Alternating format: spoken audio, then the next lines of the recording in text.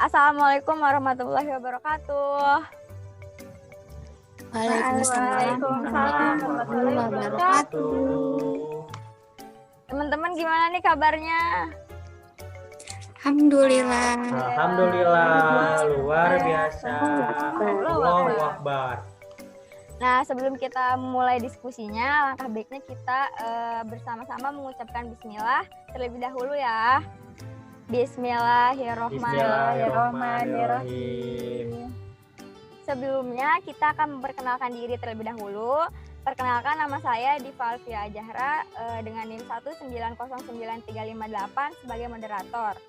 Lalu di sini ada teman-teman saya. Yang pertama ada Ahmad Ferdiansyah. Halo Ahmad. Perkenalkan, nama saya Ahmad Ferdiansyah, NIM 1909193. Lalu selanjutnya ada Aisyah Isnaini. Halo, perkenalkan nama saya Aisyah Isnaini, NIM 1900661. Lalu selanjutnya ada Delia Nadifa Rahma.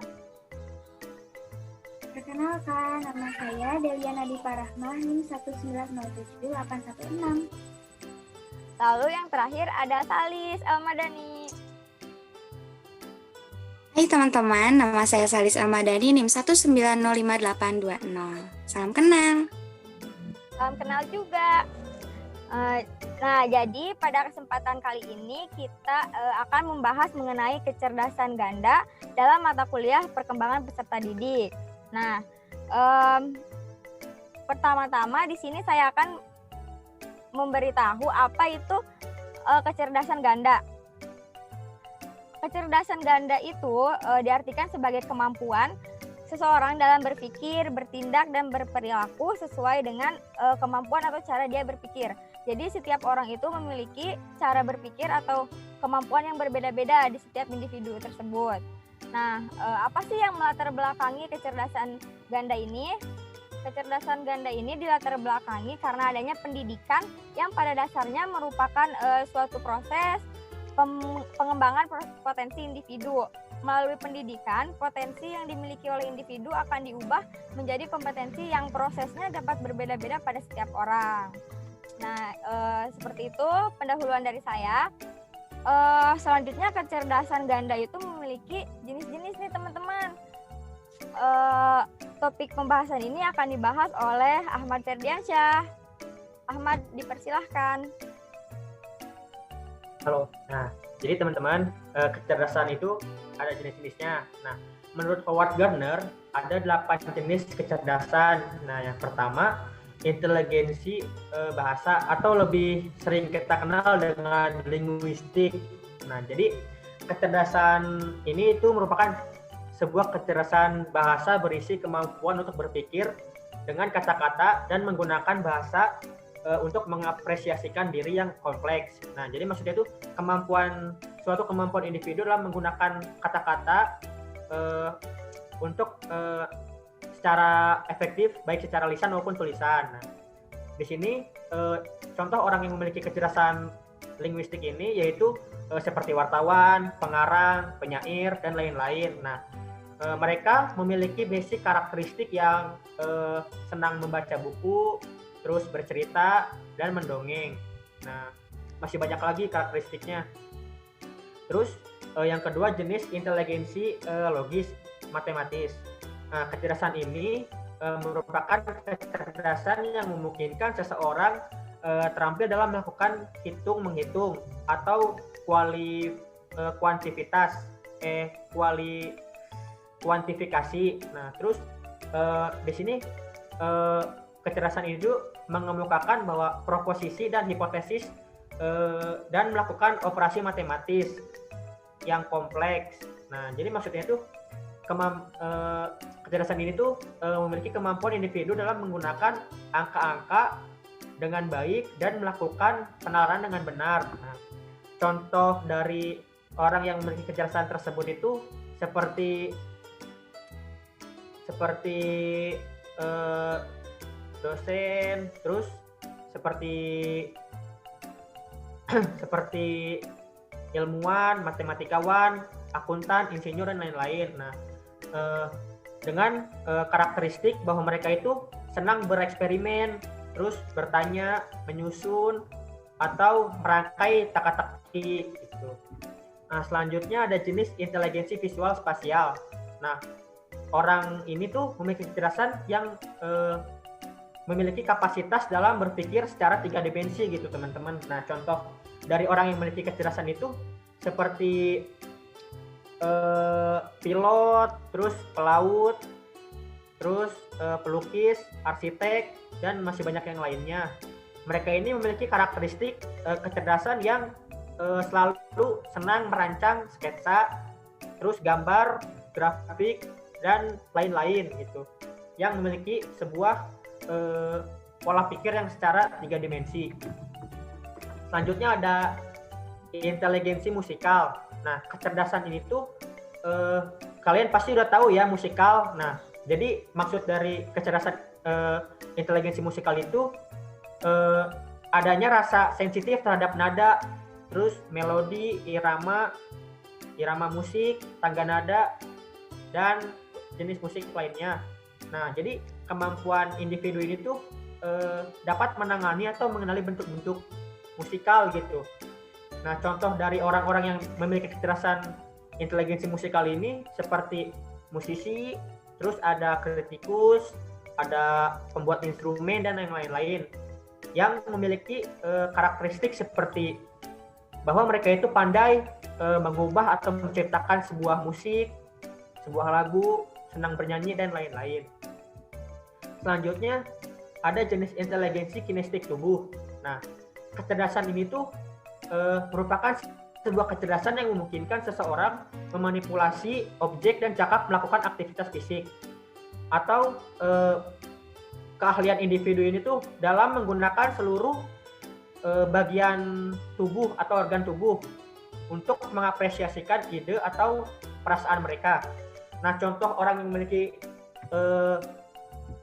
kecerdasan inteligensi kinestetik tubuh ini yaitu seperti atlet, penari, ahli bedah, dan pengrajin. Nah, yaitu mereka itu sudah memiliki basic karakteristik yang senang menari, terus acting, aktif, berolahraga, serta melakukan karakteristik yang mempunyai karakteristik yang selalu menggerakkan organ tubuhnya gitu ya.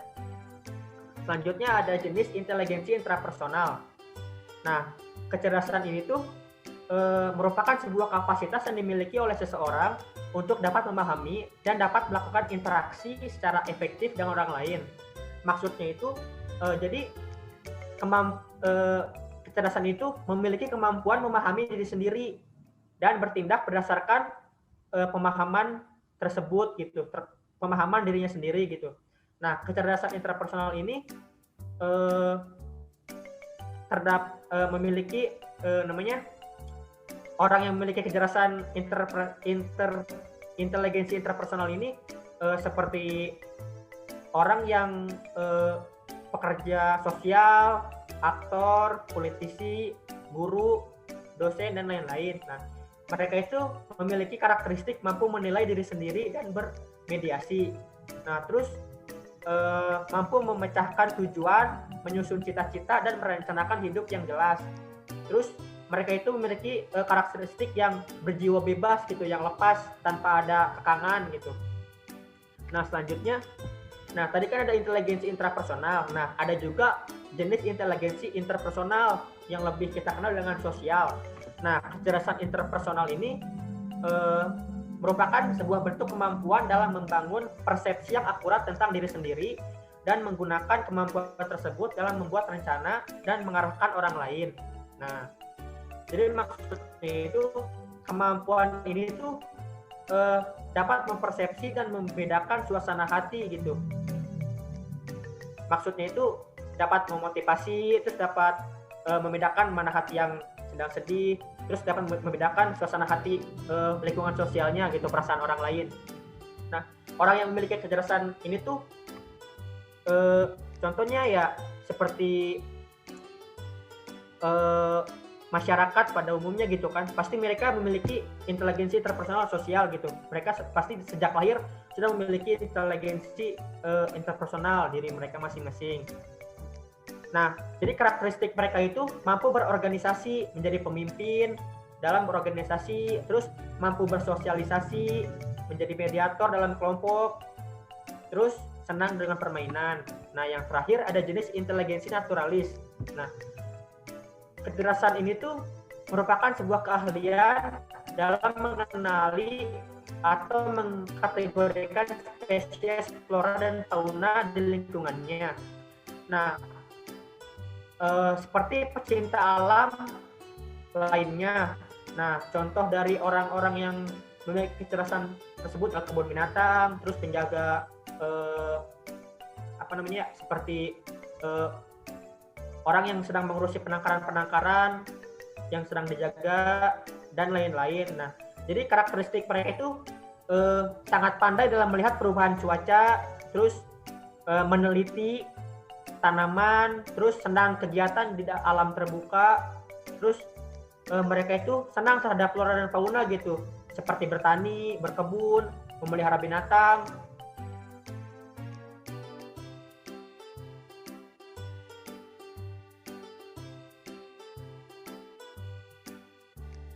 Tadi kan udah disebutkan ya, ternyata banyak sekali kemampuan intelijensi pada siswa. Kita tidak bisa hanya mengatakan siswa yang pandai berhitung saja yang disebut sebagai siswa yang cerdas. Karena setiap siswa pasti punya keistimewaannya masing-masing ya. Nah, bagaimana cara kita mengetahui keistimewaan setiap siswa itu gitu? Bagaimana cara kita mengetahui kecerdasan masing-masing siswa? Terima kasih. Oke, jadi menurut saya kita tuh dapat melihat kecerdasan siswa tersebut dengan seperti apa yang setelah saya paparkan tadi ya. Kita dapat melihat siswa itu memiliki kecerdasan yang mana itu terlihat dalam karakteristiknya gitu. Misalkan inteligensi bahasa, misalkan si A ini kita bandingkan si anak si A dengan si B gitu. Misalkan si A ini karakteristiknya itu mereka tuh dia tuh senang membaca buku, bercerita, mendongeng, terus senang berkomunikasi. Nah, itu bisa dikategorikan bahwa anak si A itu merupakan anak yang memiliki inteligensi bahasa atau linguistik. Nah, terus si B, kita bisa bandingkan dengan si B.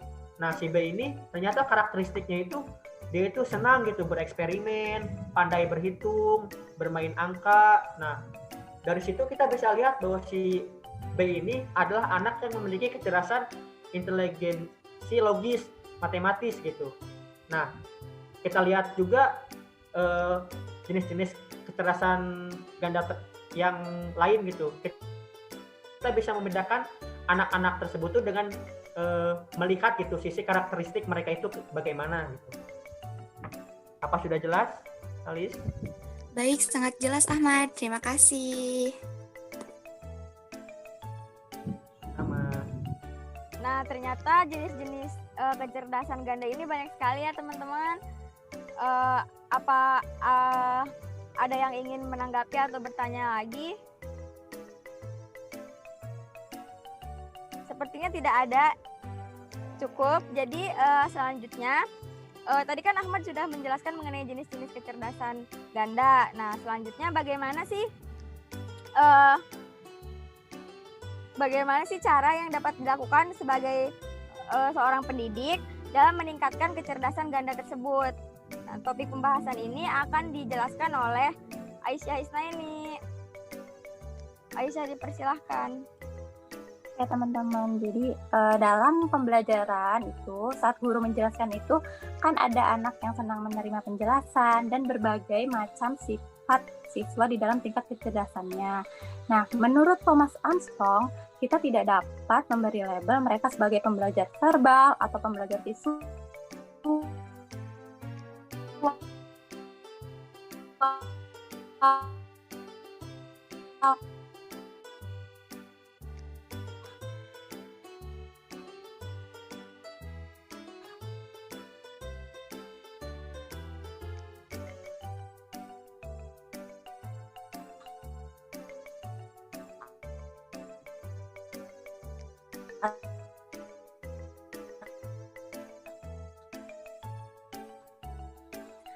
Baik, Isna izin bertanya ya.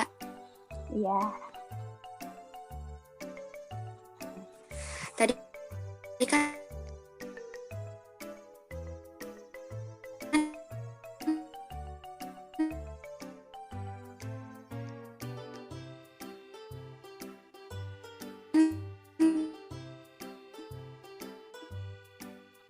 ternyata sana tuh seperti apa gitu? Apakah sama ketika brainstorming memulai pembelajaran atau bagaimana? Terima kasih. Iya, sama-sama.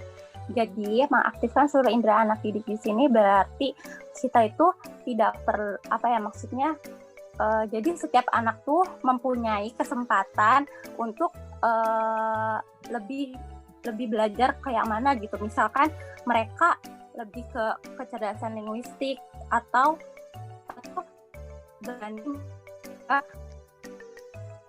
minati, atau mereka yang punya mayoritas yang mereka miliki karakteristiknya gitu, kayak seperti mereka ada nih anak, biasanya kan anak SD ini tuh lebih kalau menurut saya ada nih anak SD yang kayak lebih suka bercerita atau memberikan perhatian pada orang yang berbicara. Nah, berarti itu termasuknya kecerdasan linguistik. Nah, terus juga kan apalagi kalau misalkan anak SD ini tuh kayak lebih ke suka yang lihat yang gambar-gambar gitu. Nah, berarti itu termasuk ke kecerdasan visual spasial.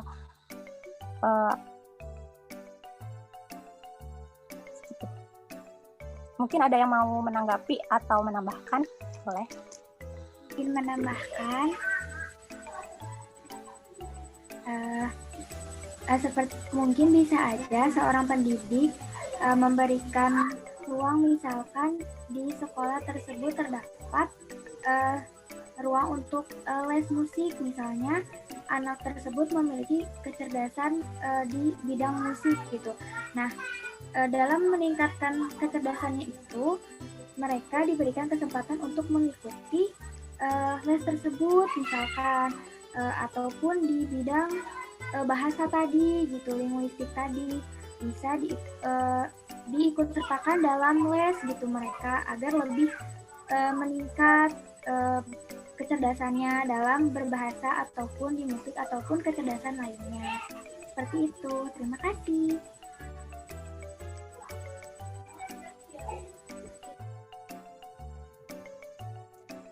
Ya, terima kasih Aisyah Isnaini atas penjelasannya. Tadi kan sudah dijelaskan bagaimana cara-cara agar tenaga pendidik ini dapat meningkatkan kecerdasan ganda ini.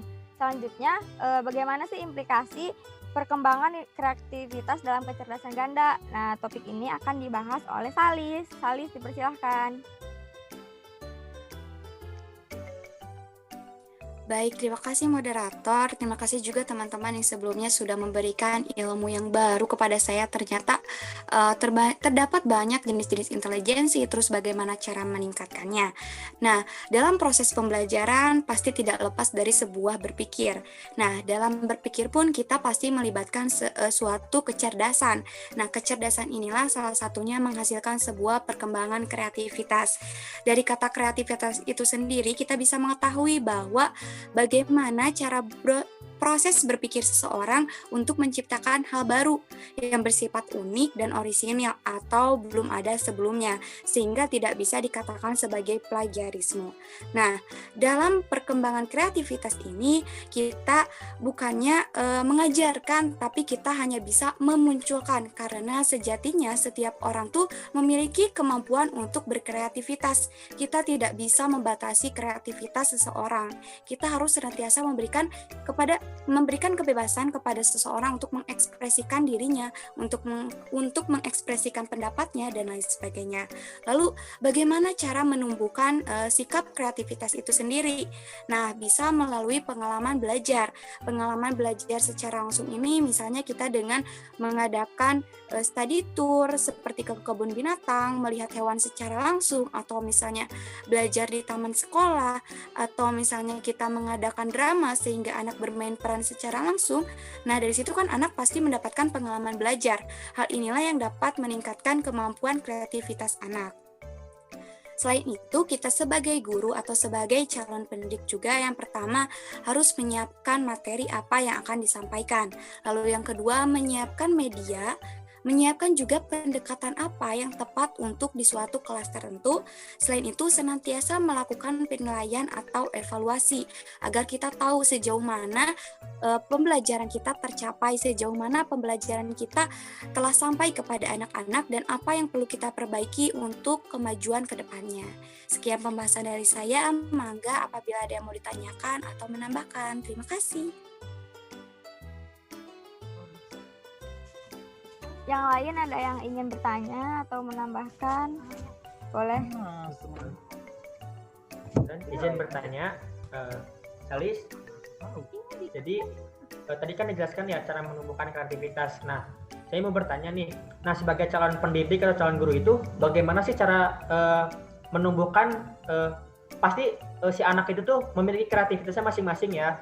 Jadi kita tidak bisa menilai kekreativitasan anak itu dari segi nilai gitu. Pasti yang namanya kreativitas itu memiliki nilai tersendiri. Nah, gimana sih cara menumbuhkan gitu? Kan pasti ada anak yang pasti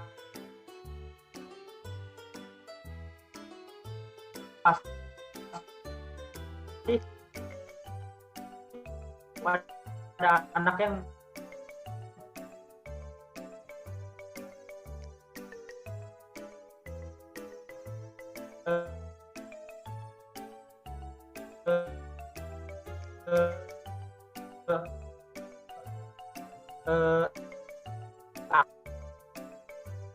lambat dan lain sebagainya kan.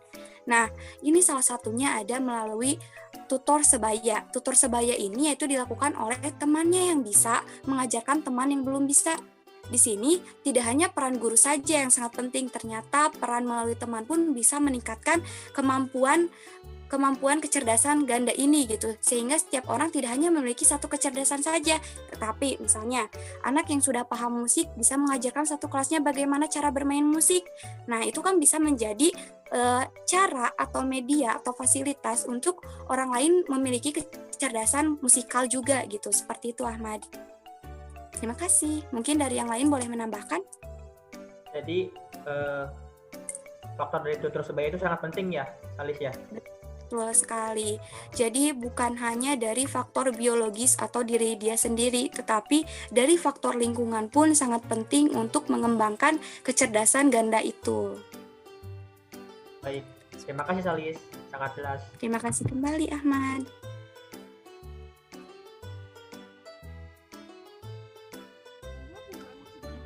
Sepertinya sudah jelas ya. Selanjutnya, tadi sudah dijelaskan kan bagaimana implikasi perkembangan kreativitas dalam kecerdasan ganda. Selanjutnya, bagaimana sih kecerdasan ganda dalam hubungan dengan teman sebaya itu? Topik ini akan dijelaskan oleh Delian. Dipersilahkan, Delian. Baik, terima kasih kepada moderator yang telah memberikan kesempatan. Nah, hubungan antara kecerdasan ganda dan teman sebaya ini dimulai dari latar belakang hubungan dengan teman sebaya. Yang pertama, adanya perkembangan proses sosialisasi di mana mereka berinteraksi dengan teman sebaya dalam mempersiapkan diri untuk menjadi orang dewasa.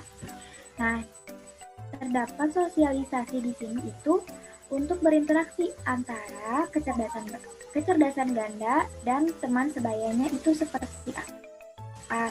Interaksi yang mereka bangun itu seperti apa.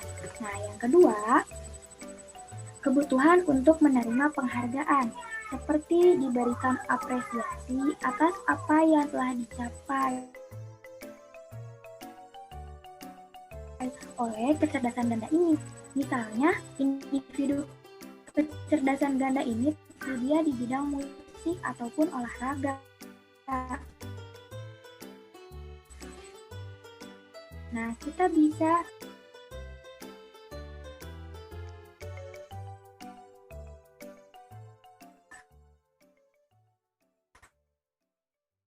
mengapresiasinya dengan perlu diberikan perhatian oleh teman sebayanya, dan teman sebayanya ini juga harus paham bagaimana kecerdasan ganda yang keempat ingin menemukan dunianya. Misalkan ketika membicarakan soal musik, soal olahraga, mereka ikut membicarakannya juga.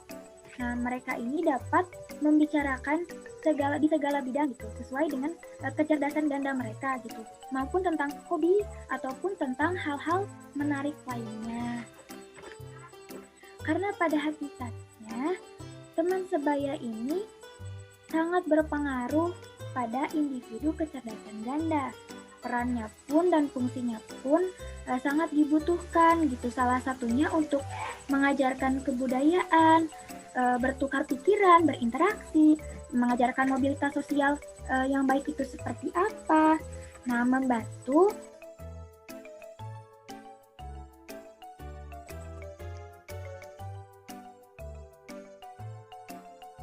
peranan sosial, ketua kelas ataupun menjadi ketua kelompok seperti itu.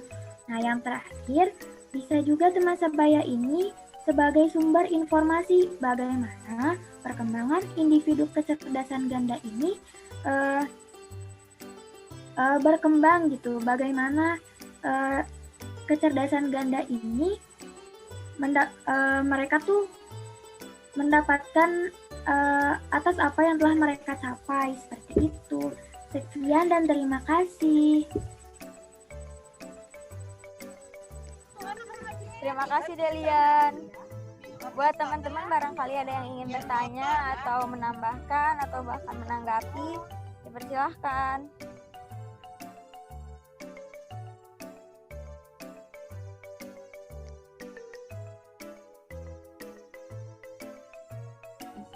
Sepertinya tidak ada ya teman-teman. Ya, alhamdulillahirrabbilalamin, semua materi telah disampaikan dengan baik.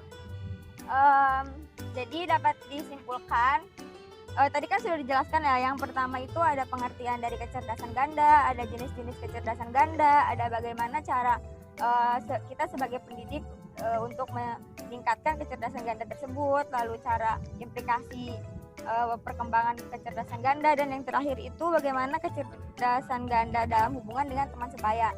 Semuanya sudah disampaikan. Tadi itu jenis-jenisnya kan ada banyak ya, ada intelijen linguistik, intelijen logis, intelijen musikal, intrapersonal, lalu cara-cara untuk mengembangkan dan meningkatkan kecerdasan ganda juga sudah dijelaskan tadi. Mungkin dicukupkan untuk diskusi pada kesempatan kali ini. Mohon maaf bila banyak kesalahan. Kurang lebihnya mohon dimaafkan.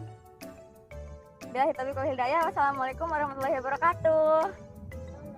Waalaikumsalam warahmatullahi wabarakatuh. Terima kasih moderator. Alhamdulillah. Terima kasih moderator teman-teman. Iya. Jaga kesehatan. Siap.